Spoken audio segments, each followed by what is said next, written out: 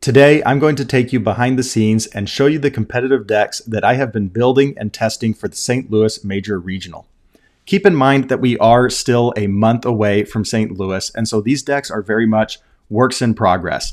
I came up with an initial idea that led me to be interested in building the deck and testing the deck. And then for a lot of these decks, there's been a reason or two that I've kind of backed off of them. For each deck, I'll jump in, I'll give you the main idea, and then I'll give you the main drawbacks. And, if you have any suggestions for me after seeing my lists, drop them in the comments below, because I would love to leverage the mind of the community. And then if this gives you any ideas, feel free to copy my lists. I truly don't care if one of my lists is copied in a competitive event. In fact, to me, that's like the biggest compliment that I can get. If somebody says, "Hey, I saw your list," and then I copied it, changed X, Y, and Z cards for this, and this reason. But I really, really liked what you had going on. That's a big compliment to me. So I really don't mind if any of my lists ever get copied. I'm an open book. Okay, so I've got 10 lists here that I pulled from my UVS Ultra account. I made a folder called St. Louis Decks. Let's just start from the bottom with this Water Kurama list, because this is the list that I'm playing this Saturday for my local qualifier. This is going to be my first local qualifier of season 2. I know a lot of you out there have already played in 5 or 6 local qualifiers, but this will be my first one. I'm bringing Kurama on the water symbol. And the main idea here is Super Grape Rush, this ultra rare and girl power card that is absolutely cracked in Kurama. This card gets -1 difficulty and -1 to its block modifier for each card in your rival's card pool. Kurama, that very quickly becomes 5, 6 cards in their card pool. Then this is a 1 difficulty attack. It's basically a free attack for Kurama late in strings. And that's what Kurama needs, right? Because Kurama is getting better and better the longer into a string he gets, because the rival's card pool is getting more and more clogged. And so he needs those finishing attacks. And Super Grape Rush really gives him that. And it's for free. So it allows him to string, and then it gives him some serious damage. It also has this nice enhance that you get to seal 2 rival foundations, which is completely unfair. This card is nuts in Kurama. And it really goes well with this other girl power card, Lizard Tail Splitter, Big Fist Bash, and Big Fist Overhand Punch. I'm using a lot of girl power cards here. Lizard Tail Splitter is going to put 2 in their card pool, which gets Super Grape Rush online very, very quickly. It's also one of our main areas of deadlock. Big Fist Bash allows us to pick back up the Super Grape Rush late in attack string. It's also Breaker 3, which is going to be a big deal in a 7-hander that wants to stay alive. If I see Big Fist Bash on turn 2 and I get to block with that, it means I'm going to be safe.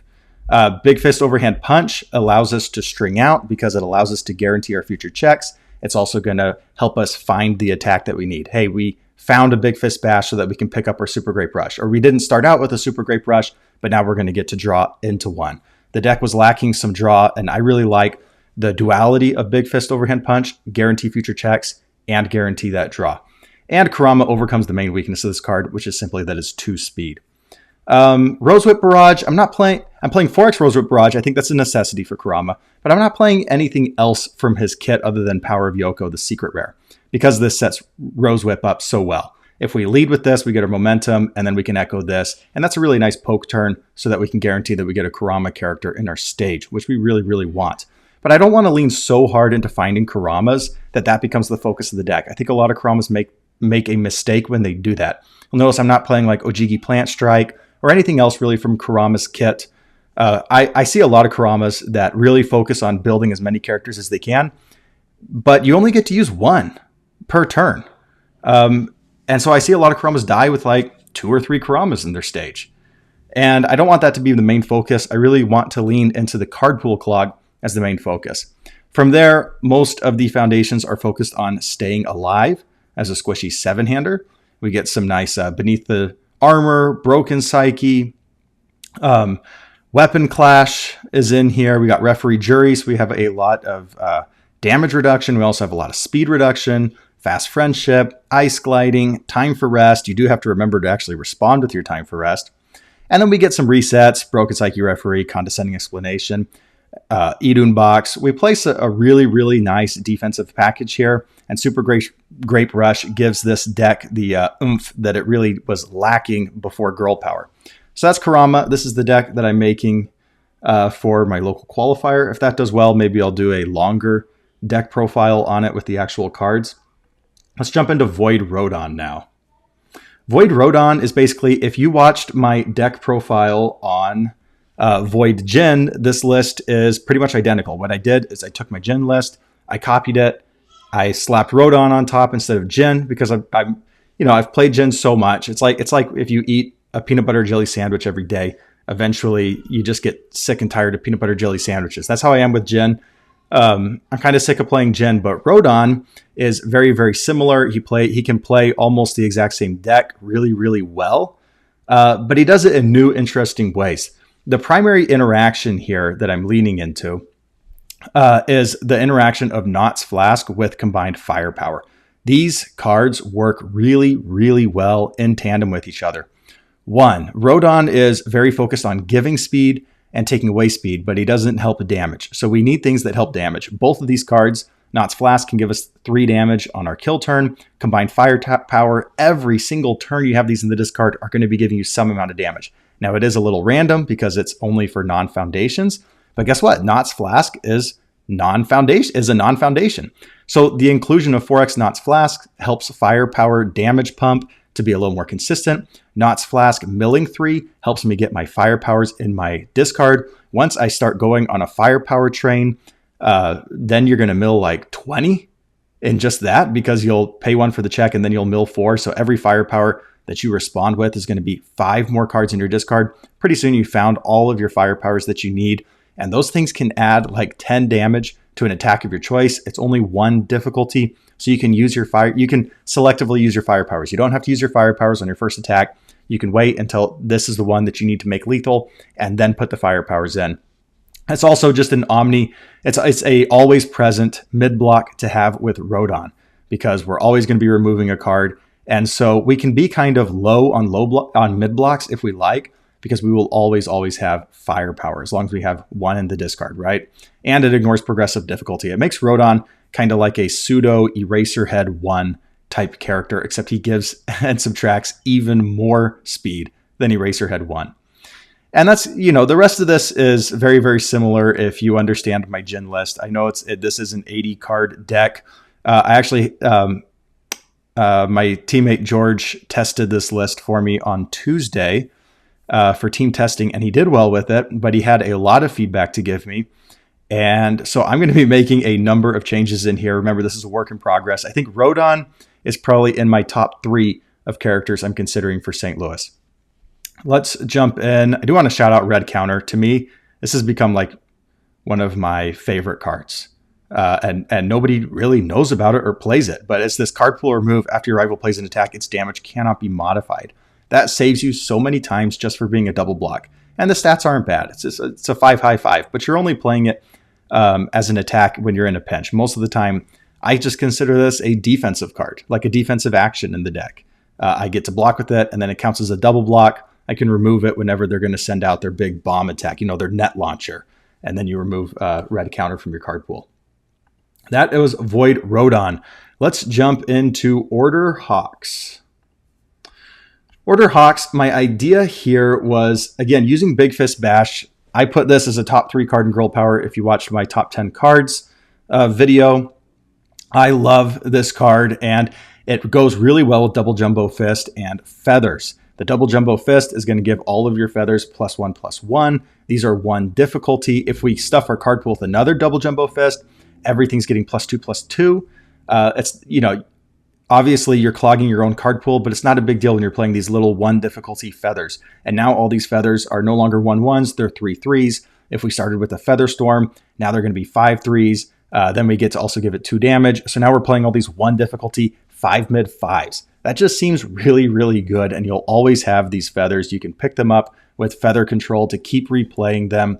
I'm a big fan of the consistency given to this deck from Double Jumbo Fist, because in the past, Hawks can struggle to find lethal. He's very, very good at playing defense, thanks to always having feathers in hand for speed reduction and blocks, but he can struggle finding that lethal damage needed. Double Jumbo Fist really helps us here, and of course, we get access to the best finisher in the game, Walk the Dog.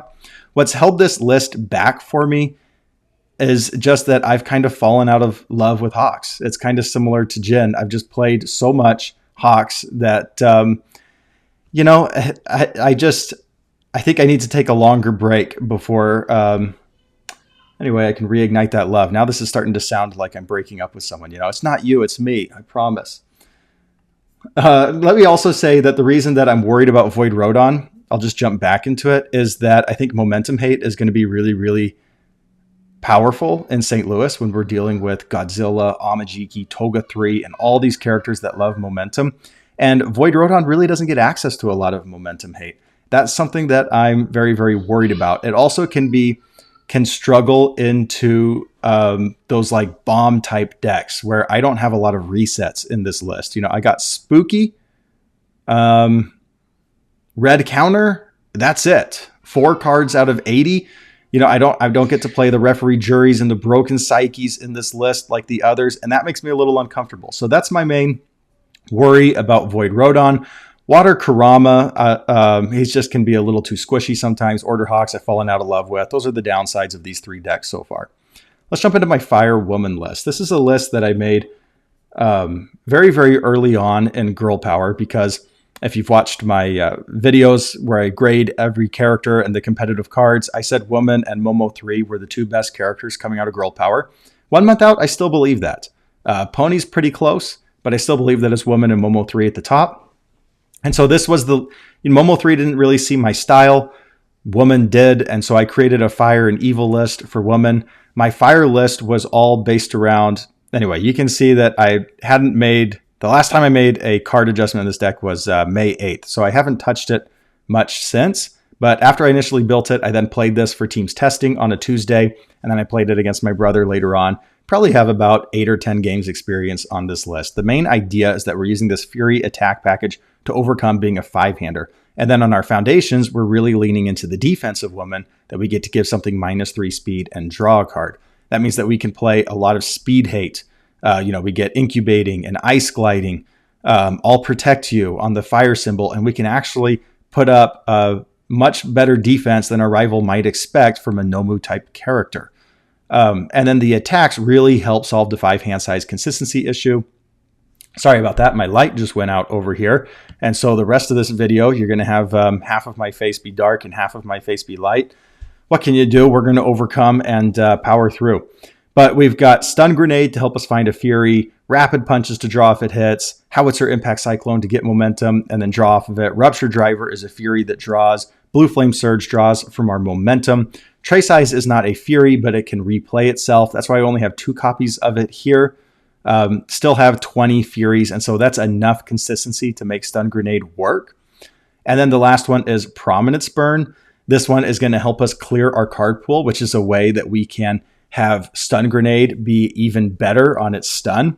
And it's going to burn our rival for 3, and then it's going to give us +4 speed, which Woman gives a lot of damage, but only gives 1 speed. And so Prominence Burn is going to help us with that speed issue even more. Everything in here gets pretty fast, which is something I like. The slowest thing is Howitzer Impact Cyclone. And I will say that a version of this deck won my Godzilla Girl Power event this weekend. Dominic took this deck, made a lot of changes to it. I think he changed like 10 to 15 cards. One of the main changes that he made was swapped Howitzer Impact Cyclone for Ignited Arrow, which I thought was interesting. That's not solving the speed for Howitzer Impact, but it is making it a lower cost.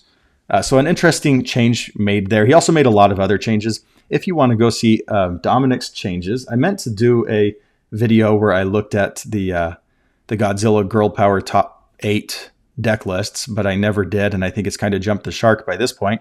But I did make a folder, Godzilla X Girl Power, and you can go and look at each of their decks. So if you want to see how Dominic changed the Fire Woman list, you can come into here. One thing is that like Twisty Surroundings, I do agree with putting this in there for sure. I was just messing around with Top Pro Heroes, really. Let's go back to my St. Louis decks folder here. We're 4 out of 10 through. Fire Bionic. I'll try and pick up the pace here a little bit. The main idea here was just to play a million attacks very early on, give everything +2/+2, and just murder your rival. Right? We're going to lead off with this Blue Flame Palm Strike. We're going to get a momentum. We're going to play a Bullet Punches. We're going to echo the Bullet Punches. On the echoed one, we're going to put this into our momentum. We're then going to play this. We're going to echo this. We're going to get another momentum. We're going to play Trace Eyes. We're going to echo Trace Eyes. We just get to play 12 free echoes here, and that's very, very powerful when you're giving all of them +2/+2. Rapid Punches is also a Fury Punch that can help us draw. Other than that, it's just general fire defense. This looks very, very similar to my woman list. I'm just playing the fire foundations that I like with 4x barrier shield. Not much more than that. The problem with this list ended up being that I was milling out. If a character was able to put up a solid defense, I would mill myself out very, very quickly because all of these echoes are kind of low stats. And so I want to give them always +2/+2. And they're replaying themselves over and over. So like I could mill myself out by turn 3 very easily. Looking back on it, I'm starting to think that maybe Bionic is this more like backswing character, almost like, he gives stats similar to Endeavor 3, but he gets to commit something on his rival's turn. And then he can really pick and choose his spots better than Endeavor 3 because Endeavor 3 has to wait until he cycles, but Bionic can go all in any turn of the game he wants, which kind of led me to the order symbol. I'll show you guys my order deck here real quick. It's very much a work in progress. Order Bionic. I haven't even finished it. It's 53 cards. But the basic idea was we're going to play Shards of Winter, Walk the Dog, Ice Sword Execution, Vial Seizing, all of these kind of like stun cards. And Ice Sword Execution is selective committal. We're going to pair it with Deadbolt, which is an action that I think is very, very good, but doesn't see a lot of play. Commit and freeze 2 foundations. We're going to pair it with cards like Influencing the Youth and Intense Stare, League Invitation, No Time to Waste. We're going to go all in on this. Let's selectively commit down our rival stage and then choose the time when we want to backswing them. And now this deck has a little more bite to it with cards like Walk the Dog, Patrick Baby, and Ice Sword Execution, which get a little more damage than that Fire Echoes list. So haven't completed this deck yet. It was very much just an idea, started deck building on it. I actually got frustrated when I got to the spam foundations because I don't like, beyond Ice Gliding and Botan's coaching, it's hard to choose quality order spam foundations. So that is where I left off on Order Bionic. Oh, and Fire Woman, what made me give up on this list was it did really well for me that Tuesday in teams testing, but then I played against my brother's Mill Elder Toguro deck, where he just focuses on playing the card that makes you mill 8 from the top of your deck every single turn, and then he presents this huge wall of defense, and if you ever get a really healthy stage, he gets to just go and find that Shigaraki 7-diff action and say, let's just wipe our boards. And if you try and play an attack into me, I kept a barrier shield or 2 in my hand to make sure that I can still block even on 0 foundations. Basically, he milled me out 4 games in a row. I kept saying, one more game, one more game, one more game. He milled me out like 4 games in a row. I had such a bad experience during that play session that I just never picked up Woman again. That's basically, kind of made me rage quit there to an extent. So those are 5 of 10. Let's jump into Evil Shigaraki now. Hey, look at that. My light came back on, but now it's brighter than ever. Hold on, guys.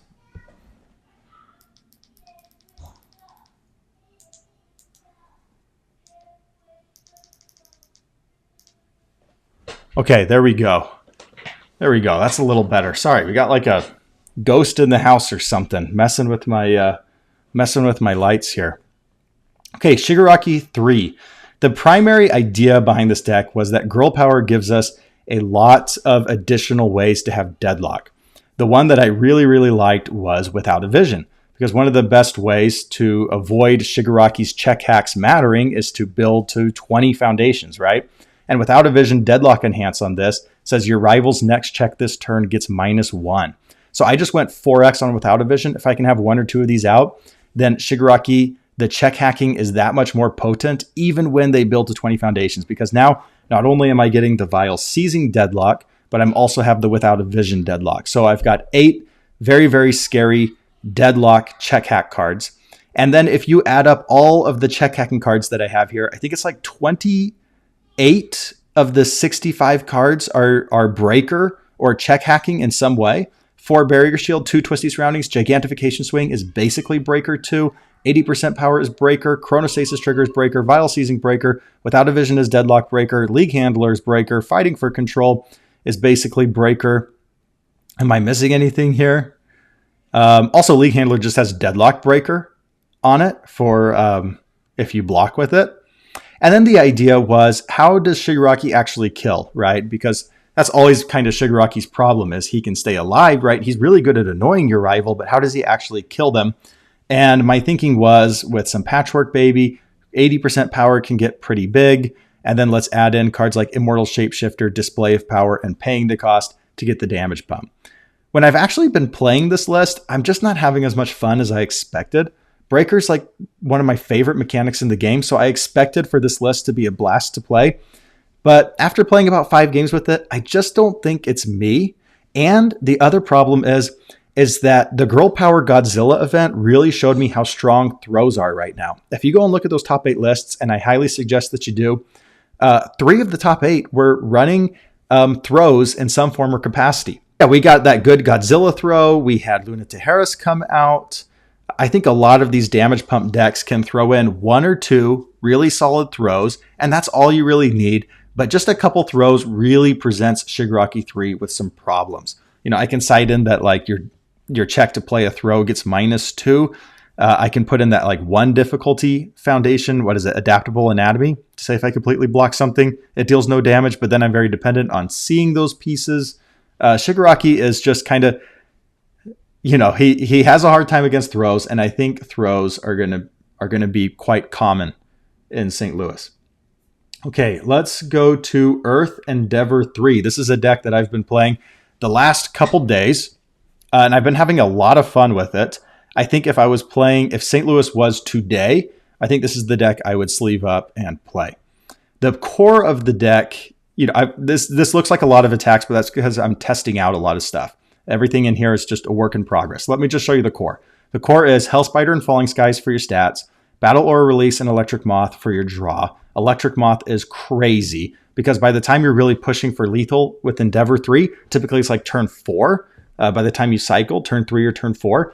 And by that point, a lot of times your rival has 10 cards in their stage, and this becomes a discard 1, draw 3, just a crazy rate. We overcome the 3 speed because we're Endeavor 3, so that'll become 5 speed.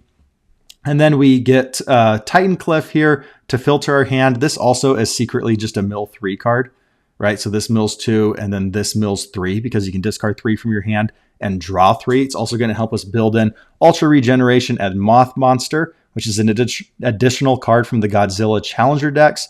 This is going to be if we take damage early, then this will become commit for -3 speed, and we can build it off of Titan Cliff. That's a very powerful combination there. And then we have number 10 Pro Hero, basically just in case there's not Moth Monster or Ultra Regen in our discard pile. That gives us 7 6 diffs that should be pretty consistent.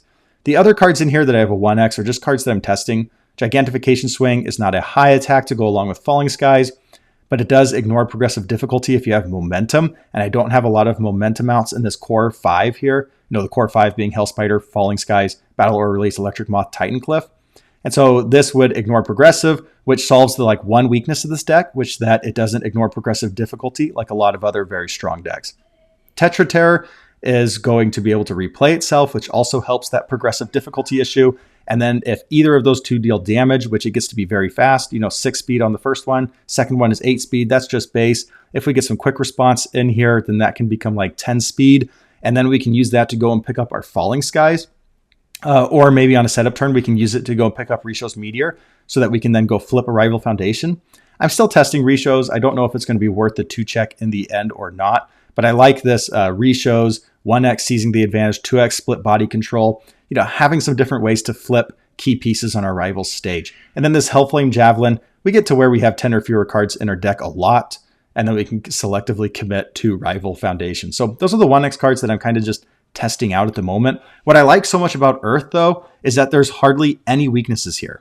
We get access to Flustered, which is going to be a very, very important card for St. Louis. We can flip and selectively discard a rival momentum. So if we're playing a Black Abyss deck, we can flip this and say, discard your Black Abyss. I think if you're on the symbols for Flustered, you almost have to be playing it if you're playing charge attacks.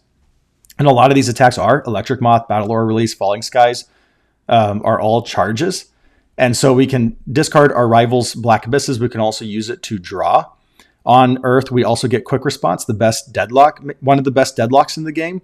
It can destroy a foundation for any of our things to get 2 speed. That's going to make our lethal turn very, very overwhelming. If our rival goes into deadlock on our lethal turn, every attack we play will get 5 speed, and a zone change.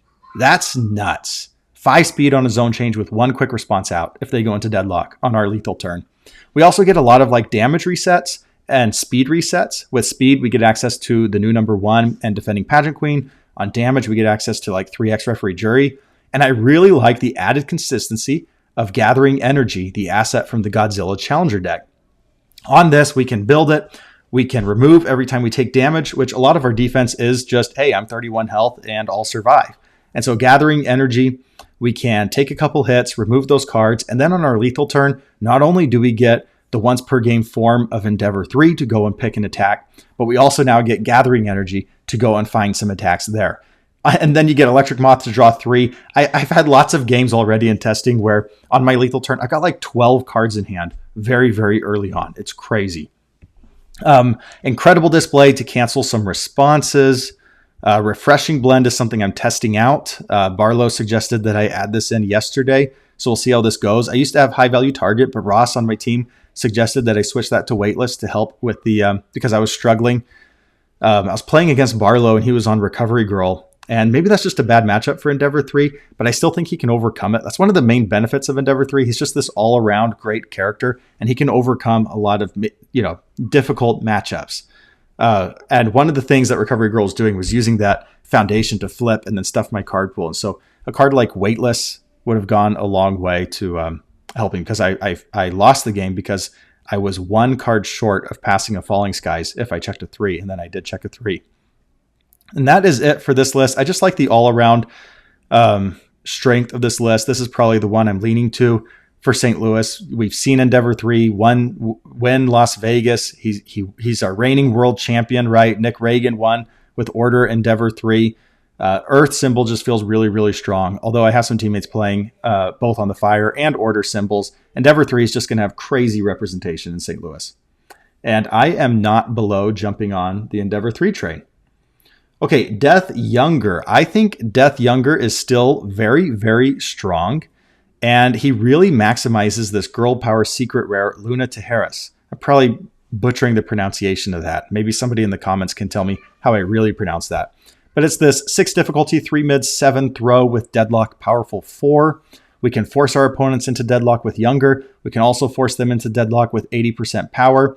And then this gets -1 difficulty for each card that's left your card pool this turn. Younger, of course, just on face is going to clear the card pool. So this is always a 5 difficulty, 3 mid, 7 throw. That's already pretty good on its own. And if it's blocked, your rival discards half their momentum. Remember, one of the big things I'm worried about in Vegas is all of those momentum decks. Godzilla, Amajiki, Toga 3. We got to have a way to deal with these chaos decks. And I'll get into my chaos decks here after this one. But we got to have a way to go up against those. Luna Tejeras is one of the best cards to go up against it. You're going to have to discard this because I'm Younger and I'm slamming 6-7 damage on this throw. Maybe even more if you went into deadlock and I get to use Powerful. You're going to have to block it, and then you're going to have to discard half your momentum. And it's rounded up. That's what I love so much about this card. If they only have 1 momentum, they're going to have to discard it if they want to block it. The other benefit that Death Younger gets is Heroic Passion. He gets to, after this card is committed, to pay a cost of an ability, draw a card. So now with Younger's Errata, Heroic Passion always draws for us, which is really nice. That's going to solve our draw issue, because if you're playing a throw package, it'd be kind of cracked if an attack had throw and allowed you to draw a card. So most throws don't allow you to draw, but we get Jaw Jammer or a Slam, Luna Tejeras. We can slam all of those at a 4 of, because Heroic Passion and Blood Eval are going to take care of our draw for us. We can commit Blood Eval with Younger, discard a momentum, and ready it. We should always have momentum because we're playing a pretty throw-heavy package. The other deadlock threat that we have, you'll see I'm not playing like Vile Seizing or Piercing Needle. Other common deadlock cards for Younger is I'm 4xing Prehensile Tail, which says if you go into the deadlock, I get to commit to give my kick, punch, or slam attacks +3 damage and throw. So I'm playing Heel Strike, Red Counter, and 80% power. These are all kicks, punches, and slams. If you go into deadlock, these are also going to get throw. And they're also doing something even if they don't have throw. I'm okay if these get full blocked early in the game, because remember, Red Counter is early in the game a defensive card. Following Heel Strike, I get to unflip a foundation. I'm still getting a benefit from playing this. If I even unflip like Settling Old Debts, it basically just says Falling Heel Strike draws me a card. 80% power, I get to selectively point and click destroy something on my rival stage. So all of these give me some sort of benefit before they go into deadlock, and then I can force them into deadlock. I can destroy the thing that allows them to get out of deadlock, and then I can use Prehensile Tail to give all of those throw late in the game. I do get Sports Festival Stadium here to get rid of Faith Shields. Showdown, I can commit down their throw hate if I get to block with it. I could also side in some more things like Intense Stare if I needed more anti-throw hate cards. And then it's just typical younger Toguro, not really adding too much in here other than fighting for control. I like this a lot more than Keiko's Aid. One of my hot takes is that Keiko's Aid is very overrated because most of the time when I play against someone playing Keiko's Aid, they flip it for no reason. They flip it and then I'm like, okay, I was going to be happy to build anyway. But thank you for wasting your 2 difficulty card. Fighting for control, you never waste, right? It does say filling that check will not end the combat phase. So I guess if your rival has lots of attacks, it might not save you. But I like the timing of it compared to Keiko's Aid much more. I personally am a big fan of the card Facing Danger and a fashion icon. I really just want to use my Vegas promo fashion icons because they look really, really good. And then we have Battle for Dominance coming in from the Godzilla Challenger deck. I think this is just an A+ spam foundation. I'll get into my competitive grades on the Godzilla cards here in a couple days. I have that presentation ready to go, just haven't filmed it yet. Okay, last 2, my Chaos decks. Did I talk about the main downside of this list? The main downside is just that you have to stay alive for a while because you're playing a throws build, which can be a little bit slow. That's really the only major downside, and you lack a lot of attacks don't have a super strong ability and throw. That's what makes Luna Tehara so good, is that it does have both. But if your rival has really solid throw hate of some form or fashion, you're going to have a hard time touching them because you're definitely not doing it with speed. And you have to commit down your stage for damage now, which kind of hurts younger. But this is still a list like I am seriously considering playing throws Death Younger in St. Louis. Okay, Chaos Godzilla. My idea here was let's play this all low attack lineup that also helps our checks, right? Walk the Dog is 8 difficulty, but it's really a 4 diff. Smashing Stomp is 5 diff, really a 4 diff. Blue Flame Torment is this 5 diff that can become almost like a 3 difficulty attack. So we have, and Black Abyss can become a 4 difficulty attack. So we're playing this very high difficulty attack lineup that doesn't actually play in practice like a high difficulty attack lineup. And then I wanted to be very, very defensive with my list. So Dimensional Sphere is in here just for defense. I've got Runaway, Genkai's Guidance, Cape of No Return. We got some Broken Psyche. We got like Nice Tries, Fast Friendship, Struggling with Studies. I wanted to actually put up pretty strong defense for being Godzilla. I see a lot of Godzilla lists being very, very aggressive. You'll see I'm not even playing any City Rampage. I don't think it's super needed for the list personally. It's definitely a powerful action, but I would rather run Runaway and Genkai's Guidance over it. Especially when I can Genkai's Guidance on my turn, and then even though I blew up my stage, I can just do the board wipe on my next turn and I didn't fall behind in tempo. That's a big deal in this list, is Genkai's Guidance. I can blow up my stage with 10 different cards in here to get momentum. Force Quirk Activation, Hiding in Plain Sight, Friend of Animals to go get Black Abyss. Hiding in Plain Sight, I think, is Godzilla's best foundation. That might be a hot take, but if your rival's in desperation, you can blow up this foundation and you get 2 momentum. That's an awesome trade-off. So I got 10 cards in here that I can blow up my own stage for momentum, Genkai's Guidance, blow up my own stage for like defense, and then on my turn I can just board wipe it and we can start over. But now I have the benefit of having like 5 momentum, right? Which is basically the benefit of 10 foundations for a Godzilla deck. You can play just a crazy number of attacks. And my idea here is Godzilla doesn't add speed, but because of this all low attack lineup, maybe that can help us get through. And I love this attack Heat Ray. Deadlock, stun 3.